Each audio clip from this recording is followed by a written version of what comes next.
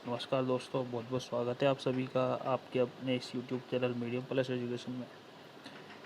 दोस्तों, आज की इस वीडियो में हम बात करने वाले हैं मंदबुद्धि बालक के बारे में।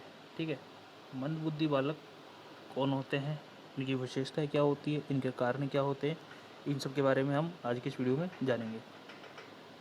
मंदबुद्धि बालकों को दोस्तों अंग्रेजी में कहते हैं मेंटली रिटार्डेड चिल्ड्रन। क्या बोलते हैं? Mentally retarded children. आज का जो हमारा टॉपिक है ये साइकोलॉजी का है। आपके रीट कोई सा भी टेट का एग्ज़ाम हो उन सभी में काम आने वाला है। ठीक है, बिल्कुल डिटेल से पढ़ेंगे इस टॉपिक के बारे में हम लोग इसमें, और सिर्फ उन्हीं तथ्यों का समावेश इस वीडियो में किया गया है जो आपके एग्ज़ाम के लिए इम्पोर्टेंट है। इसके अलावा आप हमारे और भी साइकोलॉजी के टॉपिक पर बने हुए वीडियोज़ है वो देख सकते हैं, जिनका लिंक नीचे डिस्क्रिप्शन में दे दिया है। वहाँ से जाके आप और साइकोलॉजी के टॉपिक देख सकते हैं जो आपके एग्ज़ाम में काम आने वाले हैं। ठीक है, और अब आपको करना क्या है, आपको वीडियो को ज़्यादा से ज़्यादा लाइक करना है, शेयर करना है, और चैनल पर यदि नए हैं तो चैनल को सब्सक्राइब करना है। ठीक है दोस्तों, चलिए शुरू करते हैं हमारा आज का टॉपिक। इसके अलावा दोस्तों इंस्टाग्राम है हमारा जीके द ज्ञानी पंडित के नाम से बना हुआ है, वहाँ जाकर आप इसे ज्वाइन कर सकते हैं। ठीक है दोस्तों, जैसे मैंने बताया आपको कि आज के इस टॉपिक में हम मंदबुद्धि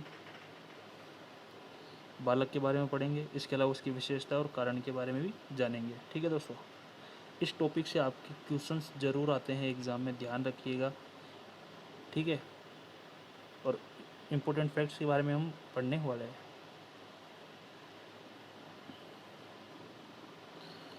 मंदबुद्धि बालक। मंदबुद्धि जो होती है दोस्तों, इसको मानसिक मंदता भी कहते हैं। क्या बोलते हैं?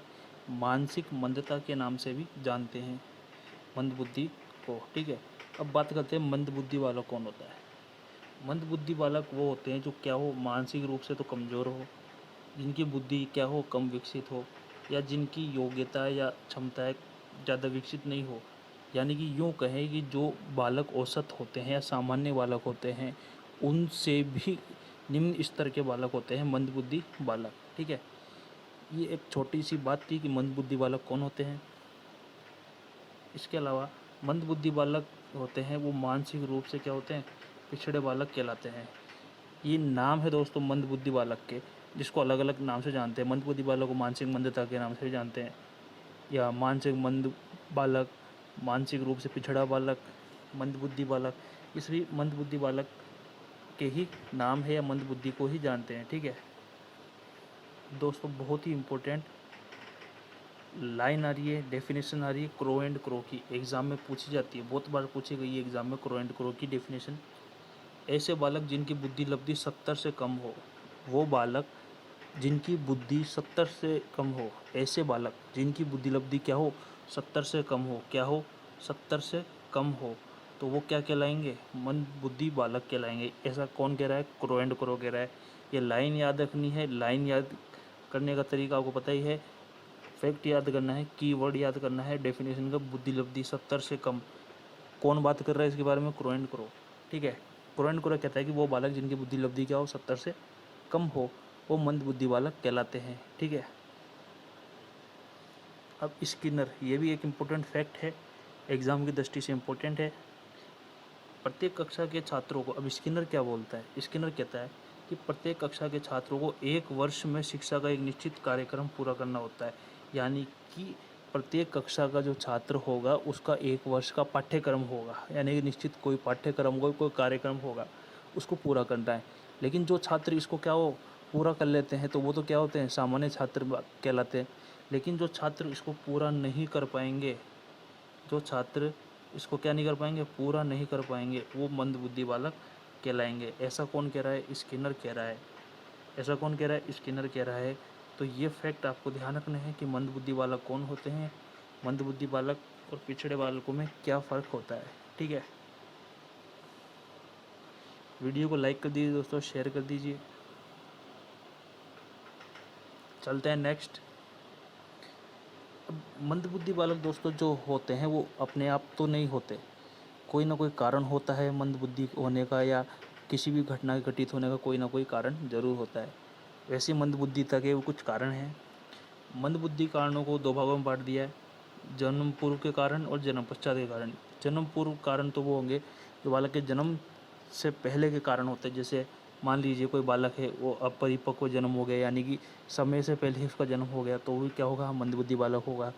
या मान लीजिए जिस समय उसका जन्म नहीं हुआ उस समय ही उसे आघात लग जाए, गर्भावस्था में उसे आघात हो जाए, तो भी ये मंदबुद्धि का एक कारण बन सकता है, कि जो कि जन्म से पहले का कारण होगा। अब जन्म के पश्चात कौन से कारण हो सकते हैं जिसके कारण बालक मंदबुद्धि हो सकता है? कोई दुर्घटना हो जाती है उसके साथ, या नशीले पदार्थ जिसको बोलते हैं उनका सेवन करता है, तो भी बुद्धि क्या होती है बालक की, क्षीण होने लग जाती है, यानी कम होने लग जाती है।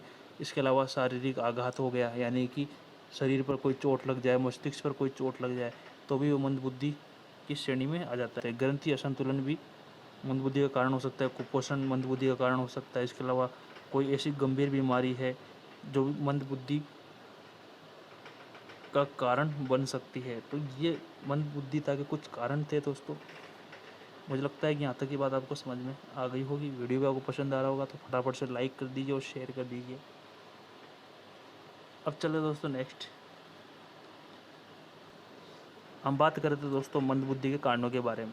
उसमें हमने देखा जन्म से पहले के कारण और जन्म के बाद के कारण। इसके अलावा कुछ और भी कारण हैं जो मंदबुद्धि के लिए ज़रूरी है। वंशानुक्रम हो गया, जैसे वंशानुक्रम हो गया, सांस्कृतिक कारण हो गया, पारिवारिक वातावरण, शारीरिक मानसिक बीमारियां, असंतुलित भोजन, ये सारे कारण भी क्या है, मंदबुद्धि के कारण है, जिसके कारण बालक क्या होता है, मंदबुद्धि बालक की श्रेणी में आ जाता है, यदि इनका समायोजन सही तरीके से नहीं होता है तो। मंदबुद्धि बालकों की विशेषताएं क्या होती है दोस्तों, यहाँ पे याद रखना है, विशेषताओं से एग्जाम में क्वेश्चन आता है। हमने यहाँ पे सिर्फ इम्पोर्टेंट विशेषताएं रखी है जो एग्ज़ाम की दृष्टि से ज़्यादा महत्वपूर्ण है। मंदबुद्धि वाले की विशेषता क्या होती है? सबसे पहली विशेषता होती है कि सीखने की इसकी गति क्या होती है, धीमी होती है। इसकी बुद्धि भी कमज़ोर होती है, कि मंदबुद्धि है तो बुद्धि भी क्या होगी, कमज़ोर होगी, और वो क्या होगा, दुर्बल होगा। कैसा बालक होगा, दुर्बल बालक होगा। ठीक है। इसके अलावा उसके आत्मविश्वास में कमी पाई जाती है। उसमें सृजनात्मकता का अभाव होता है। सृजनात्मकता बोलते हैं दोस्तों क्रिएटिविटी को। किसको बोलते हैं, क्रिएटिविटी को बोलते हैं। तो उसका भी अभाव होता है। इसके अलावा वो क्या होता है, रूढ़िवादी होता है और अंधविश्वासी भी होता है। मूर्त विषयों में उसकी रुचि होती है। या ध्यान रखना, मूर्त विषयों में क्या होती है, मूर्त विषयों में मंदबुद्धि बालक की रुचि होती है। यहाँ से क्वेश्चन एग्जाम में आ चुका है, ये ऑप्शन आ चुका है। ठीक है। इसके अलावा उसमें मौलिकता का अभाव होता है। ये दोनों ऑप्शन एग्जाम में आपके आ चुके हैं। ठीक है। तो ये ध्यान रखना है, मौलिकता का भी उनमें क्या होता है, अभाव पाया जाता है। ठीक है। ये मंदबुद्धि बालकों की विशेषताएं हो गई। चलिए दोस्तों बढ़ते हैं नेक्स्ट सब पॉइंट पे। नेक्स्ट पॉइंट है मंदबुद्धि बालकों का वर्गीकरण। ये दोस्तों इस पूरे चैप्टर की जान है मंदबुद्धि बालकों की, क्योंकि यहाँ से वर्गीकरण से भी क्वेश्चन आपके एग्ज़ाम में आते हैं। तो वर्गीकरण आपको ढंग से याद रखना है, इम्पोर्टेंट है आपके लिए वर्गीकरण की। मंदबुद्धि बालकों का वर्गीकरण क्या है? मंदबुद्धि बालकों का वर्गीकरण दोस्तों हालांकि बहुत से आधार पर किया गया है, लेकिन यहाँ पर मंदबुद्धि बालकों का वर्गीकरण का जो आधार रखा है वही रखा है जो एग्ज़ाम के लिए इम्पोर्टेंट है। सबसे पहले आधार आता है मानसिक मंदता। मानसिक मंदता का मतलब है कि मानसिक जो दुर्बलता बालकों में होती है उसके आधार पर।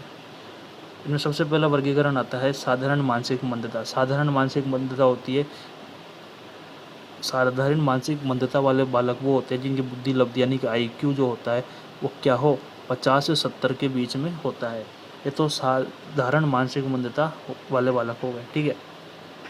इसके अलावा अल्प या मध्यम मानसिक मंदता जो होती है, इनका जो IQ होता है यानी कि बुद्धि लब्धि जो होती है वो 35 से 50 तक होती है। ये एग्ज़ाम में पूछा जा सकता है दोस्तों, आपसे इम्पोर्टेंट है, इन्हें याद रखना है, वेरी वेरी इंपॉर्टेंट कर लीजिएगा। ठीक है। इसके अलावा गंभीर मानसिक मंदता जो होती है, इनकी बुद्धि लब्धि होती है 20 से 25 होती है। और अति गंभीर मानसिक मंदता यानी कि जिनकी बुद्धि लब्धि कितनी हो, 20 से कम हो, अति गंभीर या गहन मानसिक मंदता वाले बालक जो होते हैं इनकी बुद्धि लब्धि 20 से भी कम होती है। और दोस्तों ये अपना साधारण जो नियमित आदतन काम होता है उसे करने में भी अक्षम होते हैं। जैसे साधारण काम हो गया, कपड़े वगैरह पहनना करना, तो इन सभी कार्य में ये लोग क्या होते हैं, सक्षम नहीं होते हैं, यानी कि वो भी ढंग से नहीं कर पाते हैं। वो आते हैं गहन मानसिक मंदता की श्रेणी में। ठीक है दोस्तों, यहाँ तक की बात आपको समझ में आ गई होगी ऐसा मुझे लगता है, क्योंकि इनमें समझने लायक ऐसा कुछ ज़्यादा है नहीं। ठीक है, चलिए बढ़ते हैं दोस्तों। नेक्स्ट वो था दोस्तों मंदबुद्धि बालकों का वर्गीकरण मानसिक मंदता के आधार पर। अब जो नेक्स्ट वर्गीकरण आता है वो आता है सामान्य स्तर के आधार पर, यानी कि जो बालकों का स्तर होता है वो उसके आधार पर मंदबुद्धि बालकों का वर्गीकरण है। अब इसमें सबसे पहला जो वर्गीकरण आता है वो आता है जड़ बुद्धि बालक। जड़ बुद्धि बालक जो होता है दोस्तों, इसको इडियट ही बोलते हैं, अंग्रेजी में क्या बोलते हैं, इडियट बोलते हैं। इनकी बुद्धि लब्धि कितनी होती है, 25 होती है। कितनी होती है, 25 होती है। और सर्वाधिक बुद्धि लब्धि वाले बालक होते हैं। देखिए यहाँ पे डिफरेंस आ रहा है बुद्धि लब्धि का। ठीक है, वो वर्गीकरण अलग था, ये वर्गीकरण अलग है, ध्यान रखना है। जड़ बुद्धि बालक यानी कि इडियट बालक की बुद्धि कितनी होती है, 25 होती है। ठीक है, इसके अलावा सर्वाधिक दुर्बल बुद्धि वाले बालक यही होते हैं। और इनका जो व्यवहार होता है दोस्तों वो 2 वर्ष के बालक की तरह होता है। कितने वर्ष के बालक की तरह व्यवहार करते हैं, 2 वर्ष के बालक की तरह व्यवहार करते हैं। ठीक है, नेक्स्ट आता है अल्प बुद्धि बालक, जिसको मूढ़ बुद्धि बालक भी बोलते हैं, दुर्बुद्धि वाले बालक भी बोलते हैं। अंग्रेजी में ऐसे बालकों को बोलते हैं इम्बेसाइल चिल्ड्रन। क्या बोलते हैं, इम्बेसाइल चिल्ड्रन बोलते हैं। इनकी बुद्धि लब्धि जो होती है दोस्तों वो 25 से 50 के बीच में होती है। कितनी होती है, 25 से 50 के बीच में होती है। और इनका जो मानसिक स्तर होता है वो 3 से 7 वर्ष के बालक की तरह होता है। यानी कि दुर्बल बुद्धि वाले, मूढ़ बुद्धि वाले जो बालक होते हैं, ये व्यवहार जो करते हैं वो 3 से 7 वर्ष के बालक की तरह करते हैं। 3 से 7 वर्ष का बालक जिस तरह की क्रिया करता है, जिस तरह का व्यवहार करता है, वैसे ही व्यवहार इस बुद्धि लब्धि वाले बालक करते हैं। ठीक है, नेक्स्ट प्रकार आता है वो आता है मूर्ख, जिसे अंग्रेजी में क्या बोलते हैं, मोरोन भी बोलते हैं। क्या बोलते हैं, मोरोन भी बोलते हैं।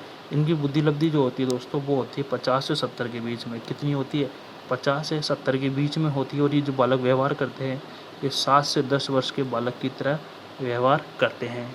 ठीक है, ये वर्गीकरण दोस्तों आपके लिए इम्पोर्टेंट है एग्जाम की दृष्टि से, इसे भी अच्छे से आपको याद रखना है। आई होप कि यहाँ तक का वर्गीकरण और टॉपिक की बात आपको यहाँ पसंद आ गई होगी। ठीक है, बढ़ते हैं नेक्स्ट। अब दोस्तों बात आती है मंदबुद्धि बालकों की शिक्षा व्यवस्था कैसी हो। जैसे कि दोस्तों मैंने आपको पहले बताया है कि हम सिर्फ वीडियो में यानी कि टॉपिक के बारे में उन्हीं चीज़ों को पढ़ेंगे जो आपके एग्ज़ाम के लिए इम्पोर्टेंट है। मंदबुद्धि बालकों की जो शिक्षा व्यवस्था कैसी होनी चाहिए, सबसे पहली बात यह है कि इनको अपनी देखभाल का प्रशिक्षण देना चाहिए कि अपनी देखभाल ढंग से कर सके। इस वाले पॉइंट से क्वेश्चन ज़रूर आता है दोस्तों एग्ज़ाम में, ख़ास तौर पे रीट के एग्ज़ाम में, सीटेट के एग्ज़ाम में, सभी में आता है। हस्तशिल्प की शिक्षा उन्हें दी जानी चाहिए, यानी कि मंदबुद्धि बालक जो है उनको हस्तशिल्प की शिक्षा दी जानी चाहिए ताकि आने वाले समय में वो कुछ रोज़गार प्राप्त कर सके या स्वरोजगार या आत्मनिर्भर बन सके।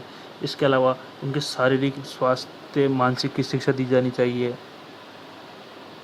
ठीक है, सुनने, उनका निरीक्षण करने, उनको बोलने लिखने की शिक्षा दी जानी चाहिए। इसके अलावा शिक्षक को ऐसे बालकों की कमियों का पूरा ज्ञान होना चाहिए, यानी कि जो शिक्षक है जो उनको शिक्षा दे रहा है उनको भी ऐसे बालकों की जो कमियां पाई जाती है उनका भी क्या हो, पूरा ज्ञान होना चाहिए। ठीक है, इसके अलावा शिक्षक को बालकों को शिक्षा देने के लिए सरल विधि, यानी कि जितनी ज़्यादा आसान हो सके उतनी आसान शिक्षण विधि काम में ली जानी चाहिए। इसके अलावा मूर्त वस्तु का उन्हें ज्ञान कराना चाहिए। सामूहिक क्रियाओं का प्रयोग भी शिक्षक को करना चाहिए। तो दोस्तों ये कुछ इम्पोर्टेंट थे जो मंदबुद्धि बालकों की शिक्षा के लिए, व्यवस्था के लिए इम्पोर्टेंट फैक्ट थे। ठीक है, उपाय थे, कुछ भी समझ लीजिए, उपाय, फैक्ट जो भी है। ठीक है, तो ये शिक्षा व्यवस्था के उनकी पॉइंट थे जो कि एग्ज़ाम के लिए इम्पोर्टेंट है, इसे ही आपको याद रखना है। अब बात आती है दोस्तों जहाँ से क्वेश्चन आता है एग्ज़ाम में, पूछता है कि इनमें से कौन सा विकल्प पूछ लेगा जो, या फिर नाम दे देगा, जैसे नाम दे दिया मान लीजिए कि मंगोलिज्म जो शब्द है ये किस प्रकार के बालकों से संबंधित है। ठीक है, तो आपको ध्यान रखना है कि मंगोलिज्म किससे संबंधित है, मंदबुद्धि बालकों से। ये मंदबुद्धि बालकों में पाया जाता है। महत्वपूर्ण शब्दावली है जो कि एग्ज़ाम के लिए इम्पोर्टेंट है। ये तीनों शब्दावली दोस्तों, ये तीनों ही मंदबुद्धि बालकों के लिए काम में आती है। हमें ज़्यादा डिटेल में नहीं जानना है कि क्या होता है क्या नहीं होता, सिर्फ शब्दावली आपसे पूछी जाती है ठीक है, इसलिए इंग्लिश में भी यहाँ पे नाम लिख दिया है। सबसे पहले आता है दोस्तों डाउन सिंड्रोम। डाउन सिंड्रोम इसको हिंदी में बोलते हैं मंगोलिज्म। क्या बोलते हैं?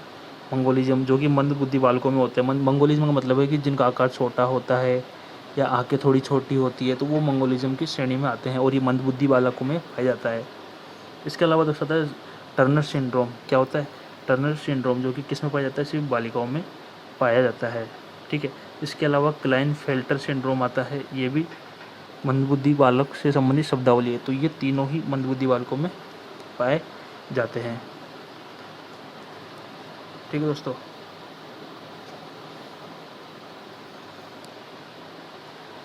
जैसा कि मैंने बताया कि हमारे चैनल को आपको क्या करना ज़्यादा सब्सक्राइब करना है, वीडियो को लाइक करना है, शेयर करना है और बेल आइकन को प्रेस करना मत भूलिएगा, क्योंकि बेल आइकन ही एक ऐसा माध्यम है जिसकी माध्यम से आपको आने वाले लेटेस्ट वीडियो का नोटिफिकेशन मिलता है। इसके अलावा दोस्तों आप कुछ PDF नोट्स जो हमारे टेलीग्राम चैनल पर भी डाले गए हैं, वहाँ से PDF नोट्स भी प्राप्त कर सकते हैं। आपको ये वीडियो कैसा लगा कमेंट करके ज़रूर बताइएगा दोस्तों। ठीक है दोस्तों, आज के लिए इतना ही, मिलेंगे हम नेक्स्ट वीडियो में।